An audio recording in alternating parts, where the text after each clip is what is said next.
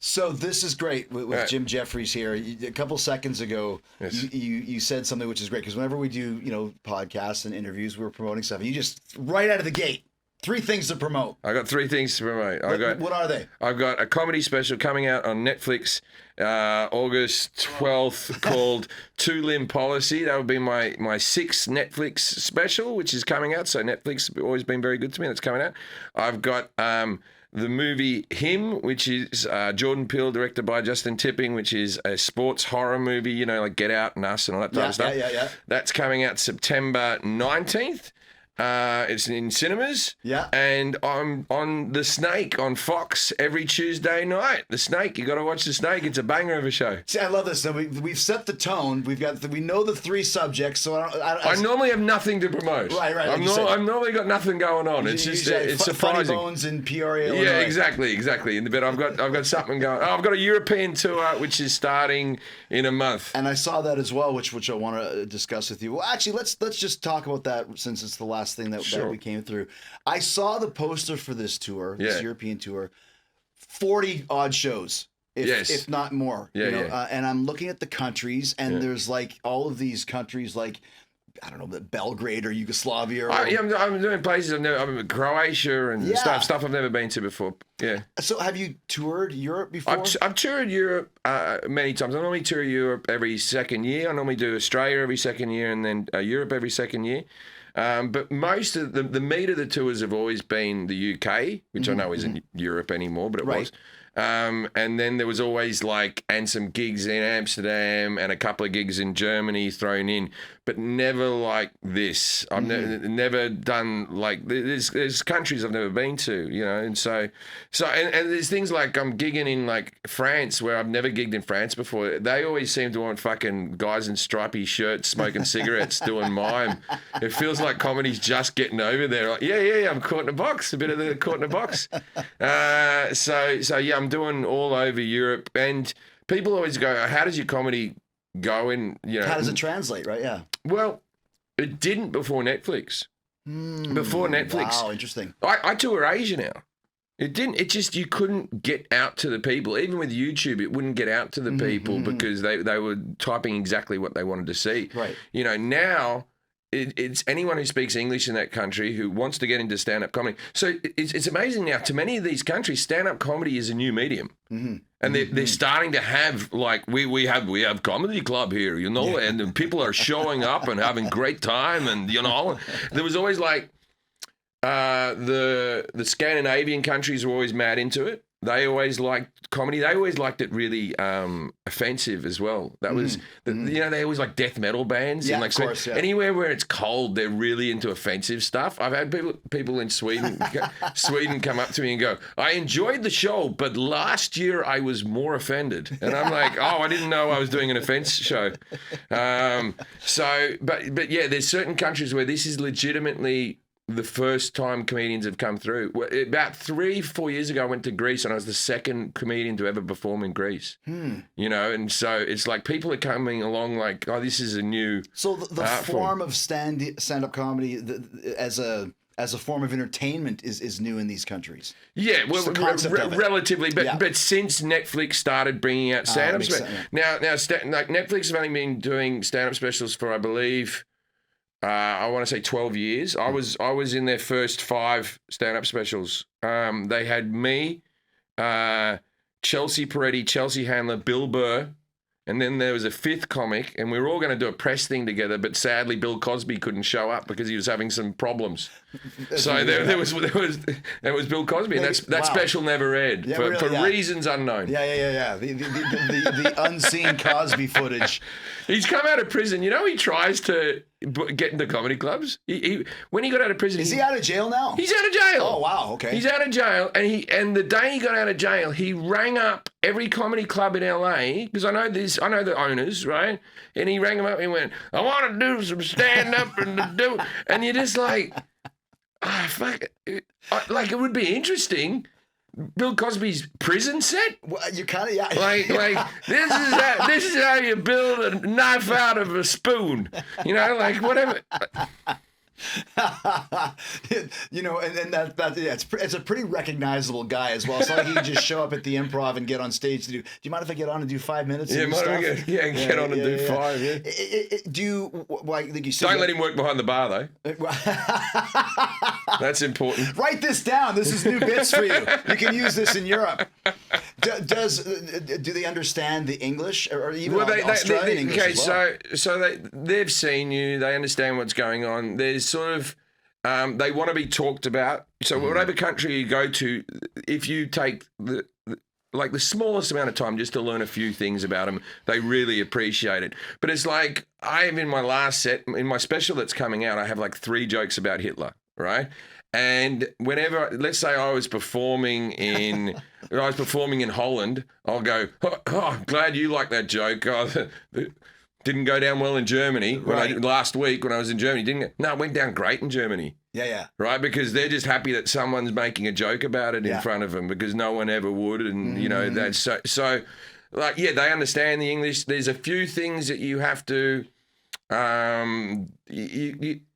don't want to hear too much about American politics. Right? Don't quite get it. Yeah, well, not even that they don't get it. It's just not their bag. Yeah. Makes sense. You can make jokes about Trump because that's a world thing. You know, you can make jokes about the wars going on around the world because they're in Europe. They're right in the meat of the whole thing, part of it.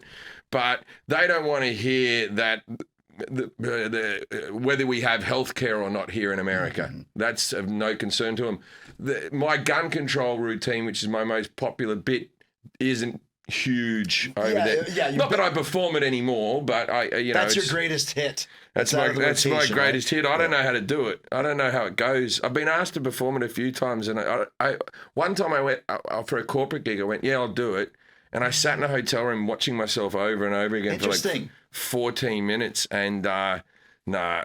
It's funny because even like Fluffy, who's been on the show a few times. I love Fluffy. Me and Fluffy are mates. Great guy. You know, his Martin, one of his big bits. Yeah. He does it at the end of his set now because it's kind of his greatest hit. But it's the same thing, like you said. Like there's other routines that people want to hear. I don't remember how to play the song anymore. Yeah. So it's like you've moved on from that. You're not in that mind space anymore. It's like, come on, just do the gun control. Come on. One time, Fluffy was. I might have been hanging out with Fluffy, or he texted me, or something like that. But he was performing in a casino up near Seattle, like an Indian casino, and I do this casino as well, and I do like the 2,000-seat room, but he was outdoors to like 15,000 people who were showing up to come and see him. You know, it's blown up huge. And so I'm like, oh, I play that casino, and he goes, oh, do you want to come and open for me? And I haven't opened for anyone ever, you know what I mean? But I'm like, I want to see 15,000 people outdoors. I've never done a gig like that. Yeah. So he has his private jet and all that type of stuff. So I'm just like, yeah, I'll come with you.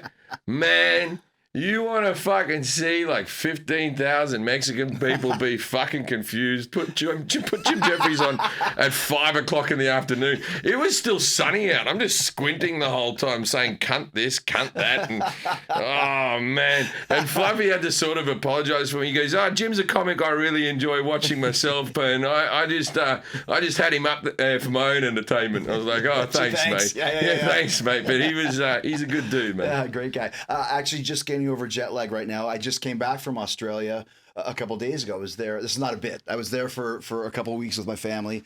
I've been there many times, but this is one time I got to go to Australia without actually having to work. So I got to explore Sydney. We went to the Great Barrier Reef and all that. You know that's not in Sydney, right? What's that? The Great Barrier Reef's not in Sydney. Oh, that was told it was. I shouldn't have paid that guy. Some Australian just showed you a puddle of rocks. No, Sydney and then. Oh, okay, good. By Cairns. Cairns. I've never thought about the stand-up comedy scene in Australia. Is there one? Okay, well there is. I started out in Australia. I did a couple of gigs in Sydney. Then I went to university in Perth, and I really sort of started there. The problem is you've got 5 major cities. You've got 23 million people. You just don't have the population to... you can't just be a touring act. Most people have to go into morning radio. Gotcha. Right. Or they go into TV or something. Lots of great comics in Australia. The comedy scene is very popular there, has been since the 70s, you know, like, but most comics who make it big have had to move away. Mm-hmm. For me, that was moving to England. It was moving to London. I never had America in my sights. If you go to London and you go into a comedy club, there is a high chance you'll see an Australian comedian or a New Zealand comedian or a Canadian comedian. Okay. So Commonwealth people all go to London to do comedy, which is kind of, the UK is the best place on earth to do stand-up comedy. It just is. Why is that? Not that the audiences are better. It's just such a small island with so many cities. You got 60 million people in that little tiny place. You got Manchester is a 40-mile drive to Liverpool. Manchester's a 50-mile drive to Leeds, a 70-mile drive to... You can open in one city and close in another city and stuff like that. In America, you can't even do that. America is a very hard place to get around because there's... So, but, of course, you can tour it for the rest of your life, America. There's 330 million people. There's enough people that you don't have to leave. And that's what a lot of comics did. They just never left America. But now with Netflix, we have all the people who will travel. So the British comedy scene used to just be Australian comics, South African comics, New Zealanders, Canadians, and British people. Now there's a lot of Americans who are making that trip and doing a few years as well in the UK circuit. You know, there's so many comedy clubs in London. It's the same as New York. You can do 5 sets in a night and just get on the tube and get up and down on top of stuff. There's weird things like I've opened a gig in Scotland and finished a gig in England, you know what I mean? All in the same night within an hour of itself, you know what I mean? You can easily do that. Glasgow to Newcastle. Yeah, exactly. Glasgow to Newcastle, exactly. Or even just Wales to Liverpool. Right, you know? right. So yeah, that was where I did the most of my sort of like club work was all in England. England, love it. So you said that you never. I just got back from England yesterday. I'm jet lagged as well. Was it both of us? I was out to see Oasis. Oh. Yeah, did it for fun. Just went out to see Oasis, man. How was the gig? It's the greatest show on earth. Yeah. Greatest show on earth. This Wembley Stadium watching Oasis. Yeah. It's just everybody knew. I hope it does as well in North America. I hope the audience knows every lyric the same way. It was just joy. Okay, for what were quintessentially a cocaine band. Cigarettes, alcohol. Cigarettes, alcohol, and the third album is cocaine. A band about revelry. Yeah. Right? Just about getting laid, having fun, making it happen, you know what I mean? And now everyone's of a certain age. There was no cocaine in that stadium. There was just, everyone was just happy to be there. There was just love. There was no fighting about to happen. It was all just like banger after banger after banger. And it was just, the vibe was through the roof. And I've seen them live maybe 18 times and that was the best. I think that the brothers had figured this out probably a year and a half ago. They were going to do this. And still kept the feud going, knowing, because, you know, Liam and Noel as well, but they're smart guys. You got to wait for a divorce. You got to wait for some record rights to expire. Yeah, there's exactly. There's a few little things to do. 2 years down the line, we're doing the stadiums. Let's build it up a bit so when it happens, people are like, oh my gosh. And you know what it is? They are, for men our age, right? They are what my wife looks at when she watches The Real Housewives. With that one's not getting along with that one. It was gossip for men. Right. It was like, and they'd tweet about the thing, and like, oh, why can't these two just get along? Yeah. And then to see those two men walk out with their hands in the air like that, I cried. Yeah. Oh yeah. I cried. It's rock and roll. That's what music can do. Yeah. Right. A good entertainer can do. And it's just like, why can't they? Oh, they're getting along. I bet their mum's happy. Yeah. and that's the thing too. I'm glad they did it before their mum passed away as well. Well, yeah, and also too, where it's like, I hope they last the whole tour. Are you kidding me? They will last for as long as these stadium shows last. Also, you're older, you're more mature, you know how to deal with things. I've always said that when I was in my younger years, in my 20s, when I was in relationships, sometimes I could be in a volatile relationship where you're fighting all the time or this, bickering or whatever, not getting along with the person. Then you get in the next relationship, it gets a little bit better. And as my relationships got with women throughout my life, this girlfriend to that girlfriend, each time I got better at it. Each time I got better at conflict resolution and just knowing when someone... And I thought it was because I was better at relationships. It's not. It's just my house has got bigger. You have more space. Yeah. I was in a fucking studio apartment. It's a fucking cage match, man.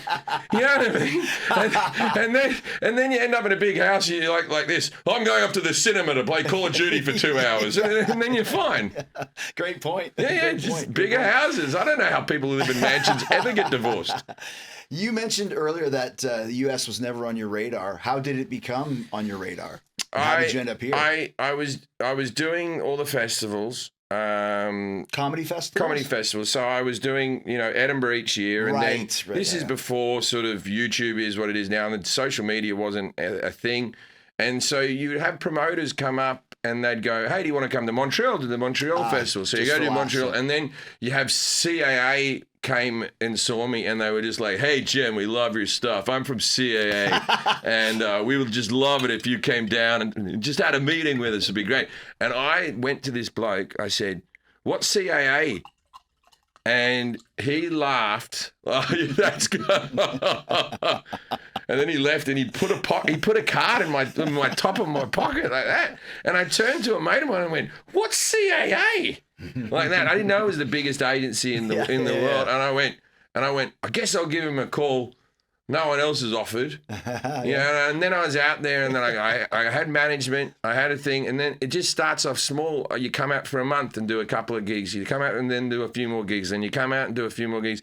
And then you get an HBO special and then you go like, all right, I probably should stay here. And then you meet a girl and then now I have American children and I've said a lot of shit about America in stand-up specials and stuff like that, but I believe I wouldn't say anything about America if I didn't love America as much as I do. You know what I mean? Like if I say things about the guns or healthcare or something like that, then people that are listening to this podcast will think I'm some fucking fuck the idiot, you know what I mean? Australian asshole. Yeah, America gave me my career. It gave me my kids. Right, I have no complaints, man. I wonder what a wonderful life is. What happens to you when you're busy making other plans? Right. And I had other plans, and this became life. The thing that's interesting to me in such a cool way is we talked about the European tour. You mentioned your English career, your Australian career, American. You have done what Oasis has done. You've become a worldwide. Comedian. I became a world comic before it actually happened. There was only about 5 of us really doing that. Now people can do it a lot more, but I don't know what caught on. I think it's that. What I did when I was younger, dirty jokes, that's rock and roll, right? They go away. The people say, oh, it's easy comedy or whatever, and you should be more highbrow, political or whatever. At the end of the day, people love a dirty joke, man. So funny, and it's like, so my fan base always used to be the same age as me. When I was 30, they were all 30, 35, 30. Now they're all mostly in their 40s. And now my audience is a load of like 14-year-old kids, right? Because their parents are going, you watch some fucking comic on TikTok, did you? Oh, I've got a guy, he works blue. I'm going to show you a bloke, right? So it's always like dads with their sons like this. Fucking, he says cunt a lot, doesn't he? Fucking hell. And I always look at those kids and I think to myself, okay, so when I was 13, Paul McCartney did the off the ground tour. Linda McCartney was still playing keyboard in the background, right? And he always has weird tour names, Off the Ground. Yeah. Paul Got Back. It's like, come on, man. You can do something better than that. And I went and saw Linda's still playing keyboard and all this stuff. And I went back to school the next day and I just saw a Beatle. 13 years old, I was like this. I just saw a Beatle. And I said, I saw one before he died. And he could still sing and he could still play his instruments, and he was up there for 3 hours, and it was amazing. I can't believe it. What an opportunity. I got to see a Beatle. Most people my age will never, ever get to see a fucking Beatle, right? And then I look back on it now. I Googled how old he was. He was a month younger than I am now. Yeah.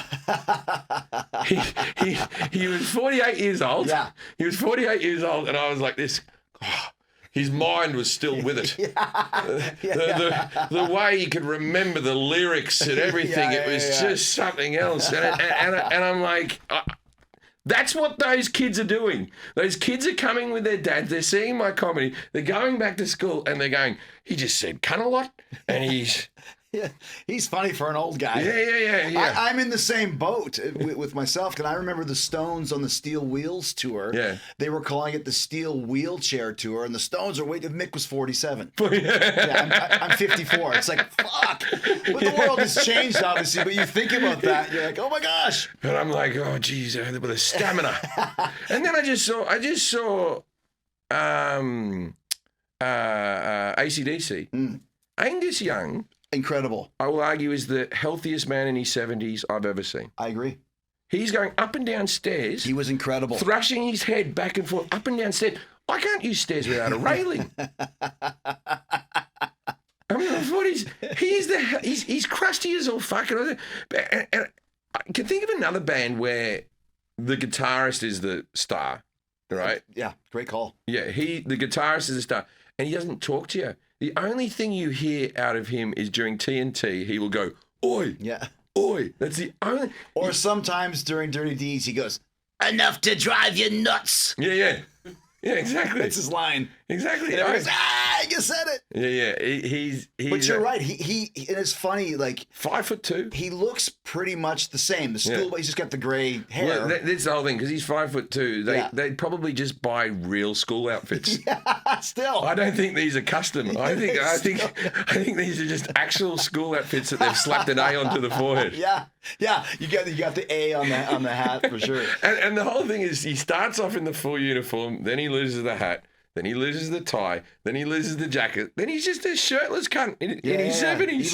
Even now. Doesn't care. Fantastic. Yeah, it still works. I've done a terrible job of for the three things that we had to promote. Oh, no, we're going to do this. We've talked about none of them, but I do have a segue, which is the key to a fun interview. Good, man. You talked about the Netflix and the worldwide. It was interesting to me, the advent of Netflix becoming a worldwide entity, where it's even happened with the WWE being on Netflix now, WWE Raw, and they get the logistics of the ratings, downloads, whatever it is, from Italy, and they find out we're laughing.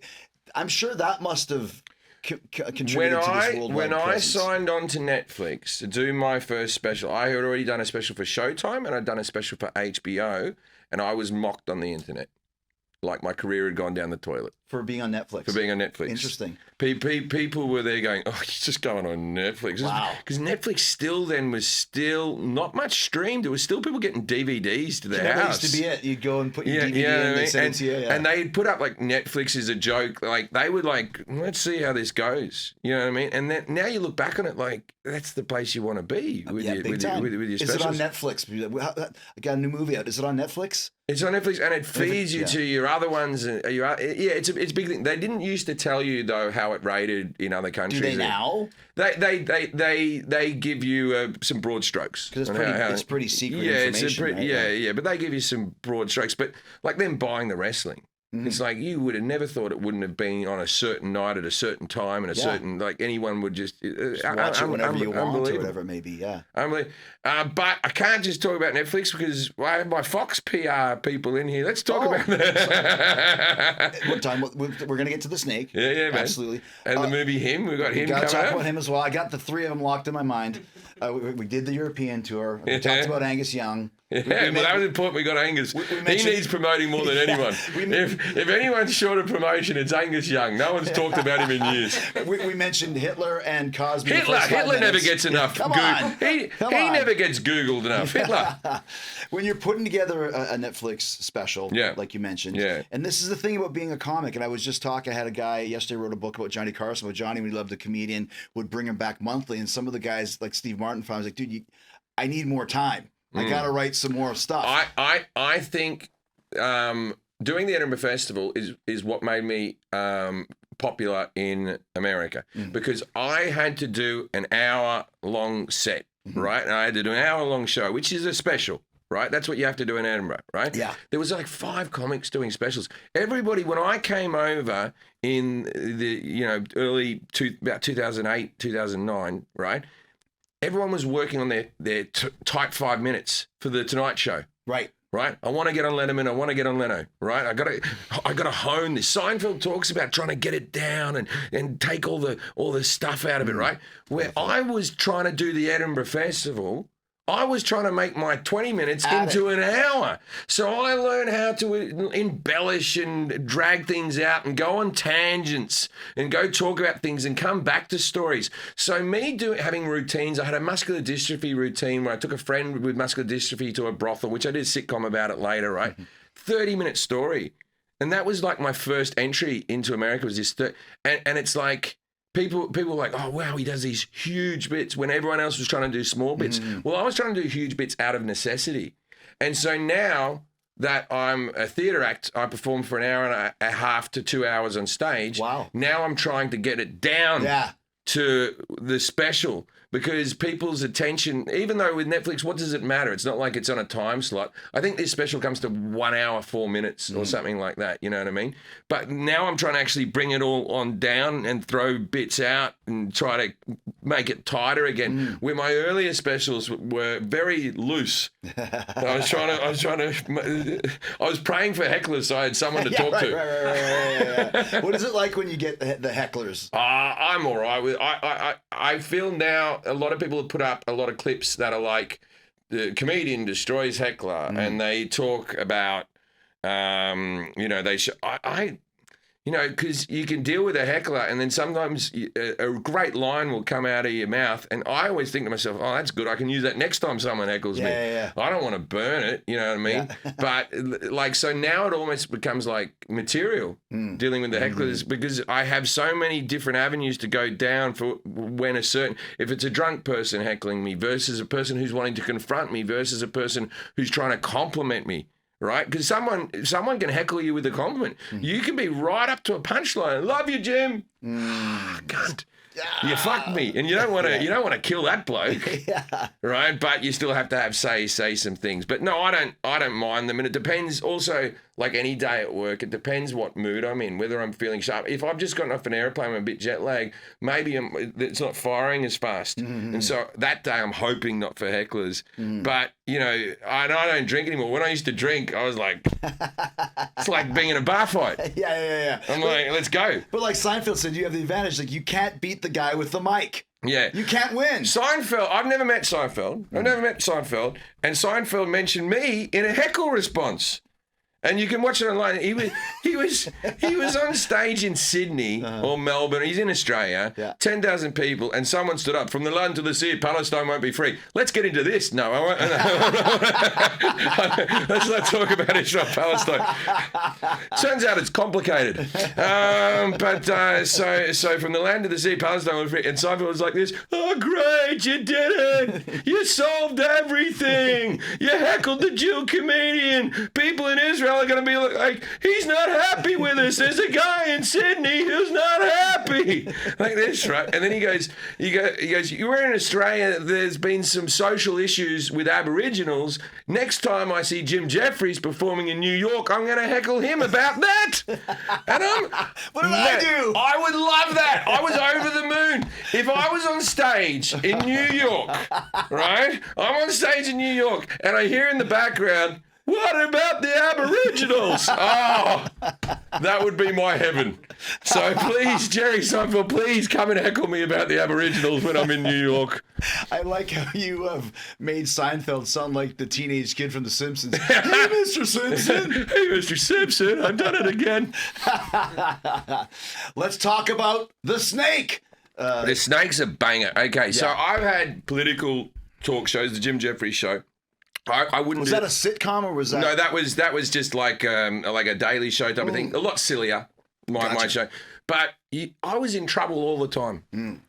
Either my take was wrong. I was always in trouble. Political stances. Every clip we did was debated. We did some great things on that show that I'm really proud of. I think Pound for Pound, it was the funniest one of those shows. Maybe not the most intellectual because I'm not as intellectual as Jon Stewart or John Oliver. I'm just not, right? But I think Pound for Pound very funny. But I wouldn't do that job again. I wouldn't. And then I started hosting the 1% Club in Australia, which there's an American version that Joel McHale hosts, which is actually the lead-in for The Snake on Fox, right? Oh, okay. I host the Australian version of that, and I had so much fun. And I said to my agents, I said, if ever a game show comes up, that's the best job on television. The best job on television is hosting a game show Have you ever looked someone in the eye and gone, "You've just won $100,000"? Yeah. It's a fucking wonderful feeling. Yeah. It's wonderful. All you're doing is bringing joy. Being a game show host, it's not acting. You don't have to remember lines.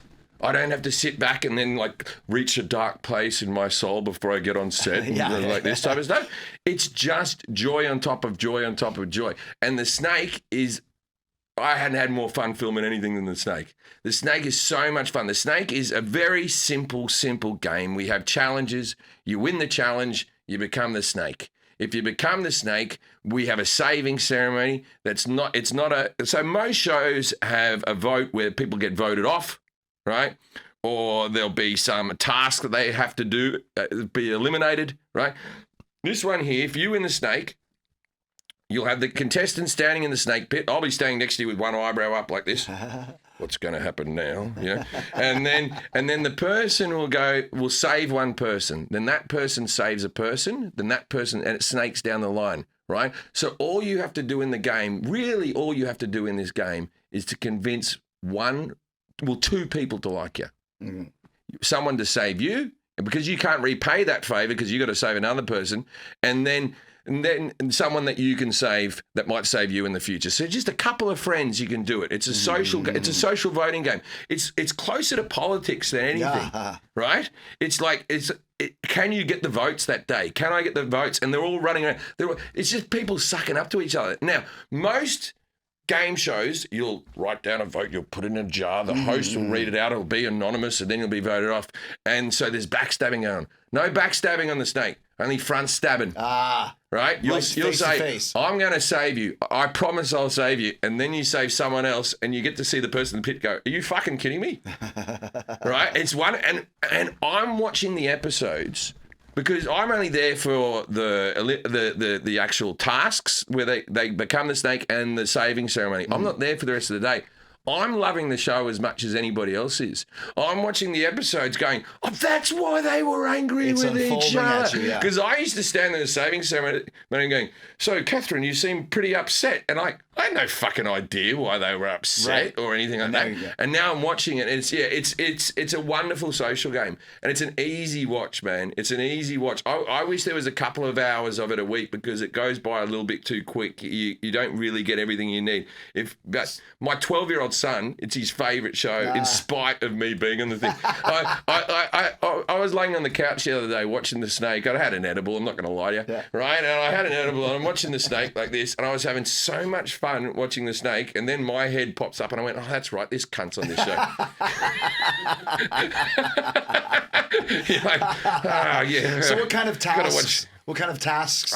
We've got an episode coming up right now, which I think would have actually aired by the time this is out. With they have to swim through fish guts. It was 95 degrees, and there was very Fear Factory, like a lot of eat tasks. But then there's ones that are just like puzzle solving ones ahead of time. Ones where you have to work with other people, because at the end of the day, I can't say what happens, but the final episode.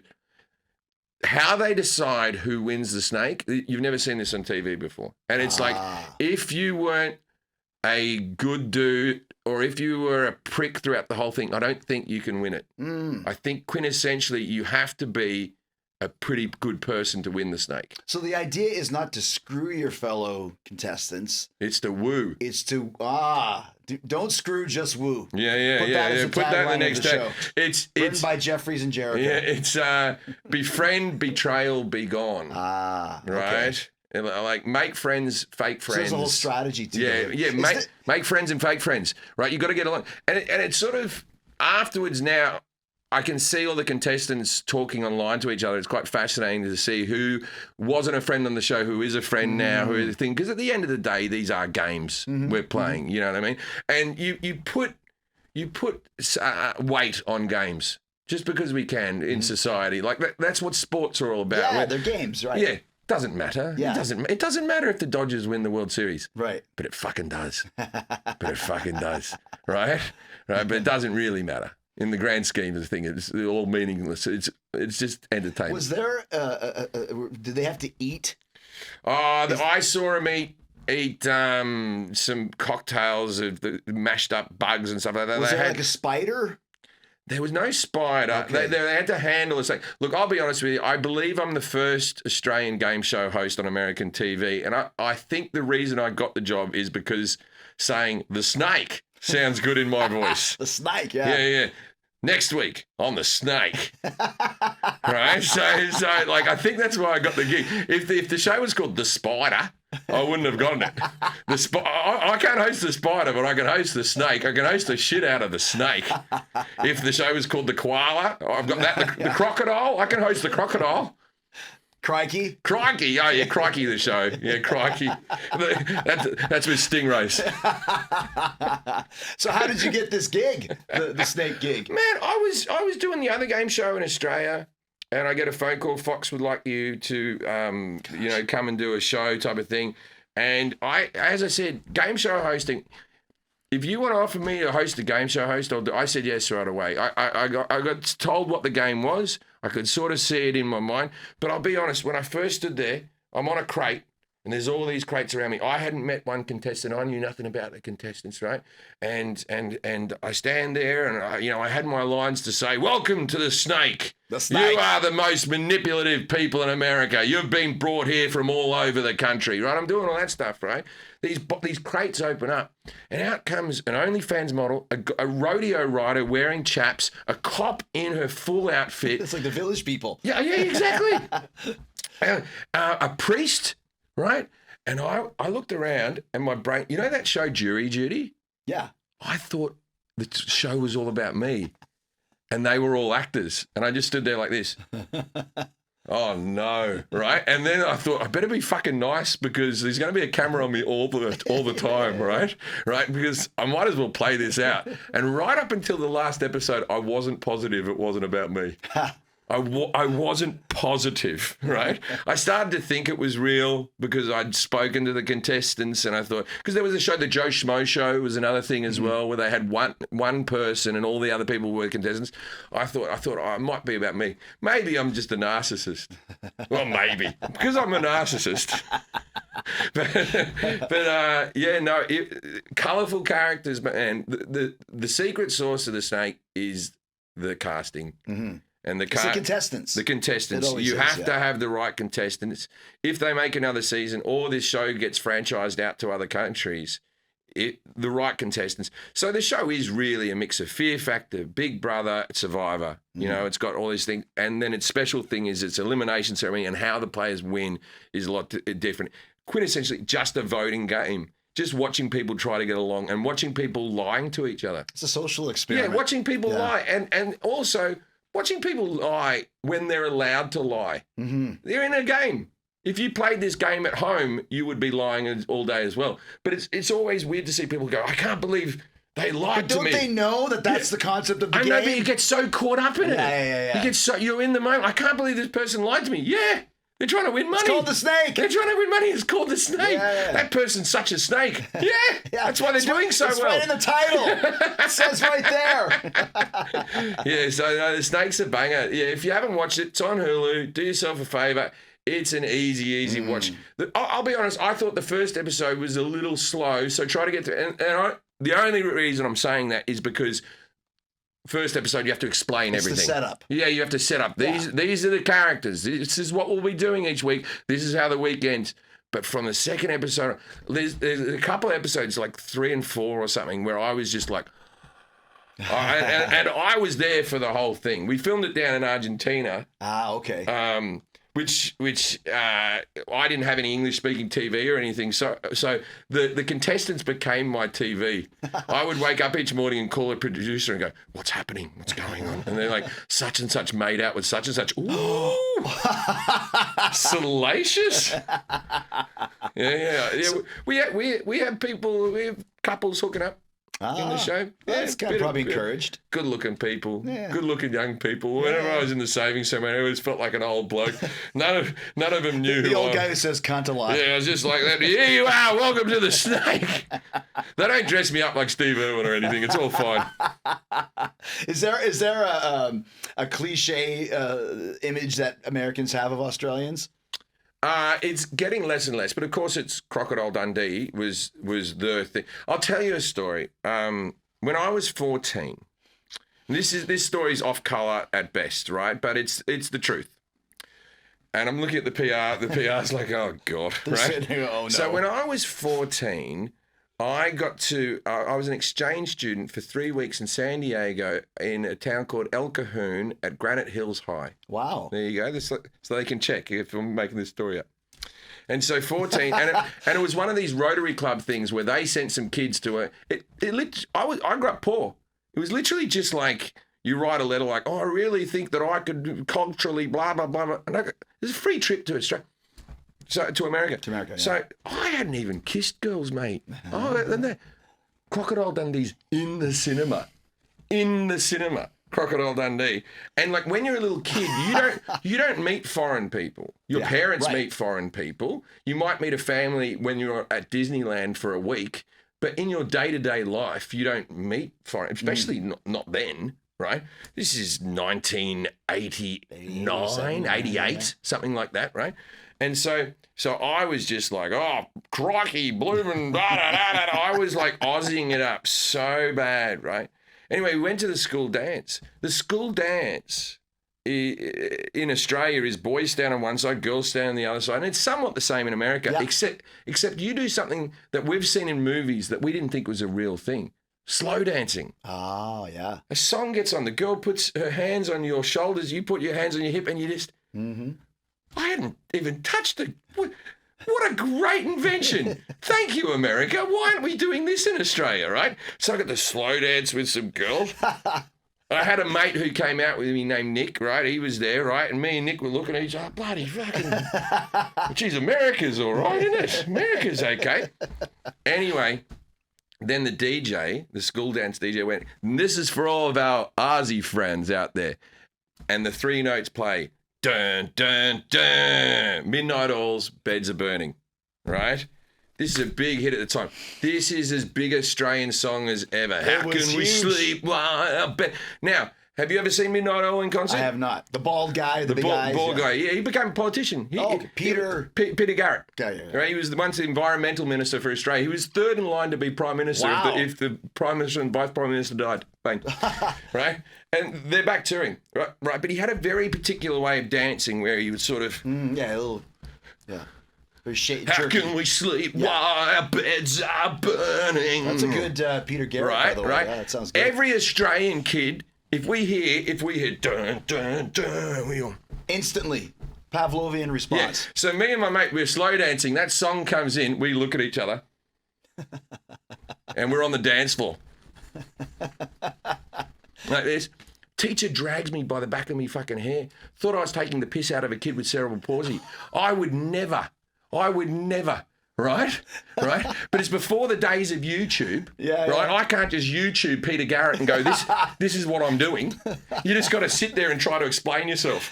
I think you were dancing. It was the 80s. I explained my way out of it. Yeah. Right?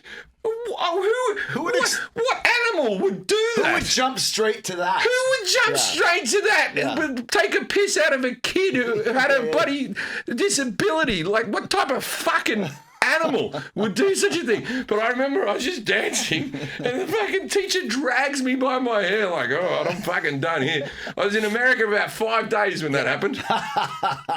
So to answer your point, Crocodile Dundee. Yeah, there you go. Crikey. That's not a knife, that's a knife. Oh, I still get that, man. I'm on stage. That's not a knife. I've had one phone conversation with Paul Hogan and it was one of the great things in my life. No, he's still alive. He's still alive. I'm in his last movie, but I didn't get to meet him. I've got a part in his last movie, playing myself in his last movie. But you had a conversation with him? I had a conversation with him before the film. Yeah. So is Paul Hogan kind of like the De Niro of we call him Hogs. If you're Australian, you call him Hogs. As you do, right? And no one else calls him Hogs. And I said, "G'day, Hogs." That was he said, "Hey Jim, it's a bloody pleasure to meet you, mate. I've been watching your stand up. Really, really good stuff." I said, "G'day, Hogs. It's a pleasure to hear you." I mean, that's cool. That's like a pioneer Australian who became a worldwide name. I've had 3 sitcoms that have been commissioned, one that's been made, right? Now, another 2 that have one pilot, another one, almost. Each time I've tried to have Paul Hogan play my dad. Oh, man. Each time I've gotten this close and I've had phone calls and stuff. And why won't he do it? Because he's in his 80s and he's just sitting on all that Crocodile Dundee money. He doesn't give a fuck. I think America would be happy to see Paul Hogan I really think that.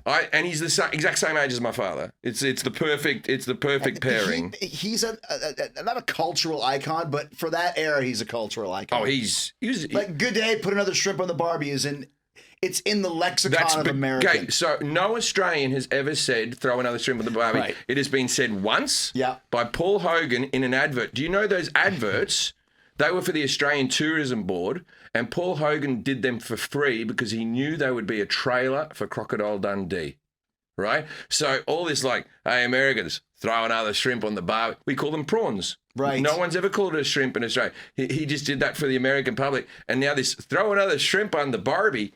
No one's ever said throw another shrimp on the Barbie. But it was just him just walking around, just coming out of the beach. You're going to have to bring a towel because you're going to get wet.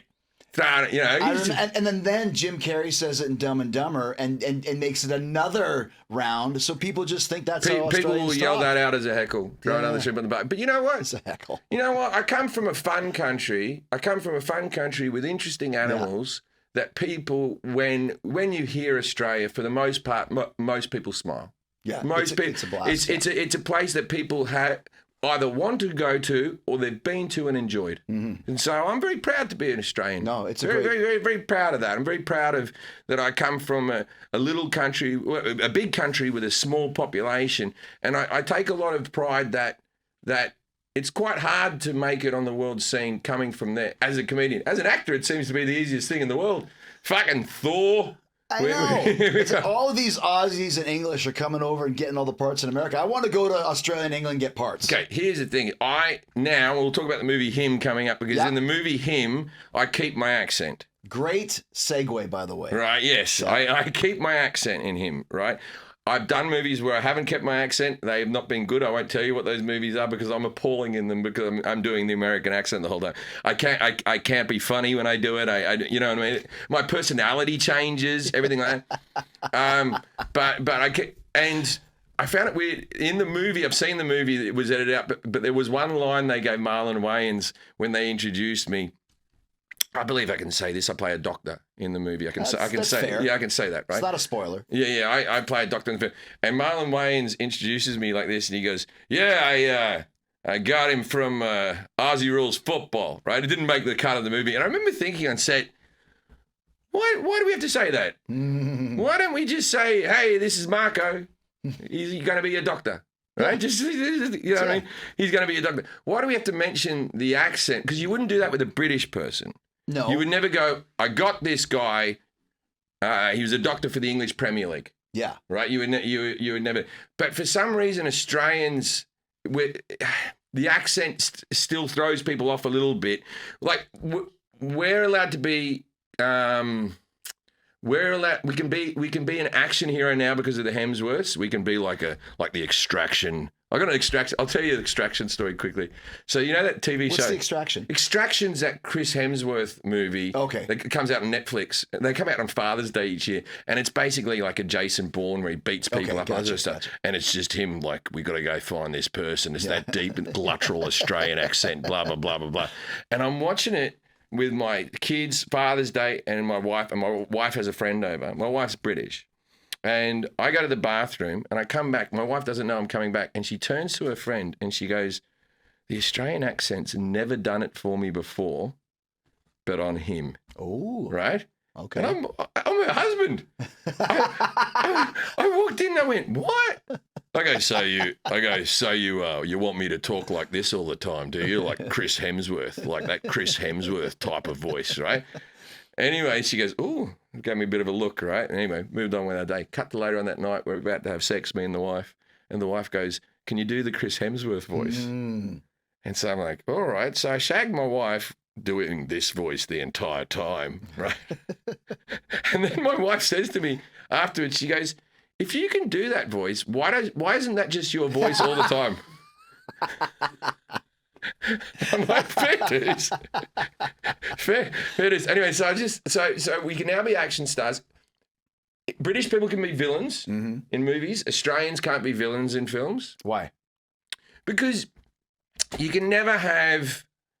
James Bond can't walk into a room and a guy can't swivel around in a chair patting a cat and go, "G'day, cunt," right? For some reason, we're too jovial. We're not menacing enough. Yeah, We're not menacing enough to be a villain. It goes back to... Kiwis, definitely not. You can't Oh, no, Mr. Bond. Yeah. Oh, I'm going to fuck you up. You're going to be fucked. Don't you hate it when people think, are you people from New Zealand, are you Australian, or vice versa? That's kind of the cultural rift. I have no issue with it. I think New Zealanders have more of a problem. I don't think anybody ever asks, are you from New Zealand? But I notoriously do shit on New Zealanders in my stand-up all the time because they're just an easy target, because I'm picking on a country of 3 million people who, like, if they get upset, what's going to happen? But one of my best friends is Rhys Darby, who's one of the most famous New Zealanders of all time. Maybe the only one. What, Peter Jackson? Taika Waititi, Flight of the Conchords, Crowded House. I was going to say Crowded House. Neil Finn, man. He's in Fleetwood Mac. Is he in Fleetwood Mac? Yes. Neil Finn's in Fleetwood Mac now? Yeah. When they fired Lindsey Buckingham, they brought in Neil Finn and Mike Campbell from Tom Petty. Oh, I'm there. He might not be there now, but he was the tour that I saw. They even played Crowded House. I love Neil Finn. I think Neil Finn is one of the, like... For Australia, New Zealand, because Australia, we always nick things, right? You know, we claim. It's funny. It's like we always claim actors that aren't really. So Russell Crowe actually grew up in New Zealand, but Russell Crowe lives in Australia. But people would think he's Australian. Yeah, he is primarily Australian. His kids are Australian. He saw his house in Sydney Harbour. Oh, you did? Yeah, you went there? Yeah. Yeah, I've got a story about that. We'll talk about it. Okay. Right. Russell's a good friend of mine. Top guy. Yeah. Great guy. Yeah. Great guy. But we claim him. Mel Gibson, for example. Mel Gibson actually grew up in America until he was about 5 or 6. His father moved out to Australia because conscription. Oh, really? The Vietnam War. So he's not officially Australian. He has an Australian. He's officially. He's got the passport, whatever. But it's like I always thought that, like, because he went to NIDA, National Institute of Dramatic Art, in Australia, and he studied. He was in Mad Max. Mm-hmm. He's fucking Australian, right? Yeah. And I would fight this with American people. Yeah. I'd go, Mel Gibson is Australian. Mel Gibson is Australian. Mel Gibson is, and they go, oh no, he's American. He was actually born in America. He stays in America. He lives in Malibu. He's American. Anyway, he says something about the Jews and says the N-word, and I'm watching the news and it's like Australian actor Mel Gibson, and I'm like, we don't want him anymore. You guys flipped pretty quick, didn't you? He was yours for the longest time.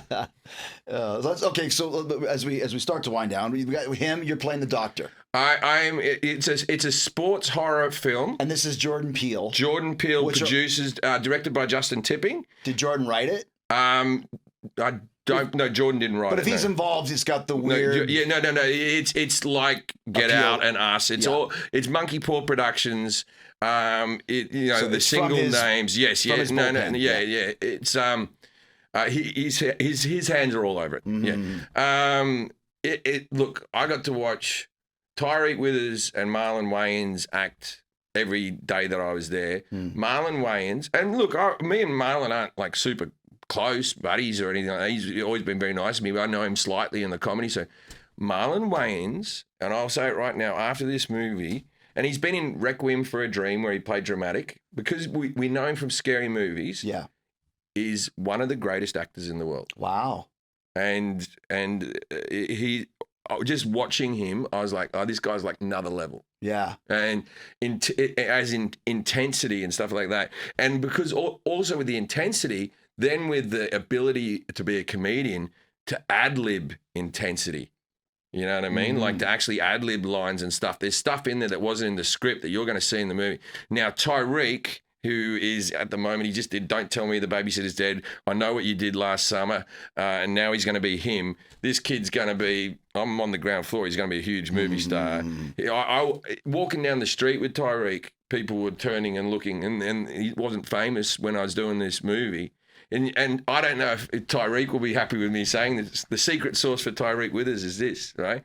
He is so handsome, and then when he smiles, it's like he's a 5-year-old. His face goes goofy and light and bright. So he goes from smolderingly handsome to, and he can play intense and soften very, very quickly. Gotcha. And you can't even teach that in acting lessons. That has to be. You have to have it. That has to be your face. Right. He could be a villain to a hero that quick. Interesting. That quick. And so it's a two-parter. Julia Fox is in it as well. She's wonderful. Two-parter. So there's a sequel. No. Oh. I mean the two actors. Oh, gotcha. They're the main focus of the thing. For me, it was my first non-comedy that I ever did, and so that I everyone always says drama's easier than comedy. Not for me. I reckon comedy is easier because you get instantaneous laughs. Yeah. You know with comedy whether you've done good or bad. There is the barometer's right there. But with the live element. Yeah, but even if you're acting, when they go cut, ha ha ha, yeah. Everyone goes, very good. Everyone breaks. Yeah. Even cameramen will go, it was very funny as you're walking by. No one goes in drama, cut, good drama. Yeah. Good drama. That was very sad. Very drama. Yeah. That was very, very drama. You know, you're just moving on. And, you know, it's hard for comedians because we're such needy people with you know, did you like me? Did you think it was funny? I can do it again, you know what I mean? Yeah. So I had to hold that down, just like, all right, just do the thing. You've done the work, right? And look, man, they asked me in one of the makings of the thing, and this will never make the cut of any making of any movie. They said to me, they go, what drew you to this role, right? Which is what they ask you in all things. What drew you to this role? And I went, well, I auditioned and I got it. I'm not sitting in a room with scripts all around me. It's not like I'm like, no. And I said, I would have done this movie if it was shit. But it just so happens I'm in a really good movie. Yeah. I'm the luckiest. I get to host the fucking Snake, do comedy specials, and I'm in a dramatic movie. I'm the luckiest cunt in Hollywood, mate. I couldn't be luckier, man. I got a great wife, I got great kids, and I fucking living the dream, man. And for all these years that I spent just being wasted, just being on drugs and alcohol the whole time, I went to see Oasis this week, right? It was the greatest concert I ever, and I couldn't put my finger on why it was so good. It was the first time I saw him sober. Yeah, you can remember it after. I can remember every single fucking moment of the thing. So at my age, to be in a really good movie, to be hosting a fun show, and to have a comedy special come out, and to be able to remember it, I'm fucking over the moon. And I'm chatting to you, man. What a fucking lucky guy I am. Yeah. No, but you worked hard to get all of these things. Yeah, but I worked hard to fuck them up as well. Yeah. And I'm lucky I came out the other side. I worked hard to fuck all this up. You couldn't do it. I was too talented, mate. Last few things. Can we see a second season of The Snake, possibly? I would. If they asked me to do the second season of The Snake, there's a world where they have a second season of The Snake and they get a different host. But I would be over the moon to do another season of The Snake. I'll definitely be doing more seasons of the 1% Club in Australia because that show does really well, and that's a fun show because I get to film it. That's a question and answer show. Yeah. But also, my dad's 83. Yeah, you get a chance. So I get to go to Australia and sort of hang out with me dad, and he comes along and he works on the show. I give him a little few jobs for me to do, and so I any game show I would do again, but The Snake. I would love for The Snake to become a huge popular show, not just because it's a gig for me, but I think it's a fun show that people would actually genuinely enjoy. It doesn't take up much of your time and it doesn't take up much of your brain space, but at the end of each episode, you go like this. It's got that. And that's why I watch it with my family. And I don't watch any commercial TV with my family. We have shows that we watch, like normally shows like The Snake, we would wait till it's on Hulu, but Tuesday nights at the Jefferies household, we order sushi and we fucking watch the snake, bro. and I've got a few more episodes, and I'm going to be very unhappy when it ends. Just watch them again. Yeah, just watch him again. just watch him again, see if it turns out different. Yeah. Last question for you. Can you remember your worst gig? All of them. This is the thing. Can you remember your work? I got punched on stage, and so I had to slither off stage. By a fan? Not a fan. Not a fan. Sorry. By a patron? By an audience member. Audience member. I've had plenty of gigs. Back in the early days, I had gigs where I was booed off. But I'll tell you a fun one. I'll tell you a fun bad gig. So I was living in the UK. And I can't remember what year it is, but it'd be very easy to Google what year this would be. And I'd say around 2004, if I had to estimate, right? Right.